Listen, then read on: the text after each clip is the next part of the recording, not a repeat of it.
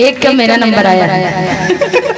कल मैं इसको रील बना के दूंगी अपने भाई, जिसपे 11 मिलियन फॉलोअर्स आप सभी ने, भोजपुरी के सभी कलाकारों से ज्यादा आप सभी ने मुझे प्यार दिया। और इस छपरा की बेटी के लिए वाकई सबसे बड़ी गर्व की बात है, बिहार की, यूपी की बेटी के लिए कि आप सभी ने इतना प्यार दिया। और उस पर मैं ये रील डालूंगी कि मुझे ये गिफ्ट मिलते हुए आप लोग सब भाई सामने देख रहे, ताली बजा रहे, आपके कारण ही मिला है। और सबको बहुत बहुत शुक्रिया। चाबी कहाँ गया? मैं आपकी तरफ से एक लाइन गाऊंगा। कैमरा वाले भाई फोकस करना। ये जीवन जितनी बार मिले, ये हीरो परिवार मिले, ये हीरो परिवार मिले, ये जीवन जितनी बार मिले, ये जीवन जितनी बार मिले, हर बार हीरो परिवार मिले, हर बार हीरो परिवार मिले, ये जीवन जितनी बार मिले। इतना बड़ा दिल सबका नहीं होता है। प्रहलाद चाचा जी, आज मैं इसी से जाऊंगी। जिसका बड़ा होता है वही इतना बड़ा गिफ्ट दे सकता है। दिल से बहुत बहुत धन्यवाद। एक मतलब थोड़ा भी रेस देने का, एक बटन दबाइए, जिस स्पीड से चल रहा है गाड़ी उसी स्पीड से चलते रहेगा। ये गाड़ी बहुत सोच समझ के हीरो ने और ग्लैमर ऑलरेडी 85 लाख कस्टमर हमारे खरीदे हुए हैं, उसी को अच्छे से मॉडिफाई करके, उसी को अच्छे से इसमें सिस्टम देके ये गाड़ी बनाई है। तो मैं चाहूंगा जो भी गर्लफ्रेंड बॉयफ्रेंड वाले हैं, जो भी हस्बैंड वाइफ वाले हैं, कृपया करके एक बार जरूर ट्राई करें। 101% जब मैडम ऐसे ट्रेडिशनल ड्रेस में इतना कंफर्ट फील कर रही हैं तो आप लोग को 100% पसंद आएगा। एक बार तहे दिल से आप लोग को चाहते हैं कि ताली से स्वागत करें, हम लोग पला चलाइए।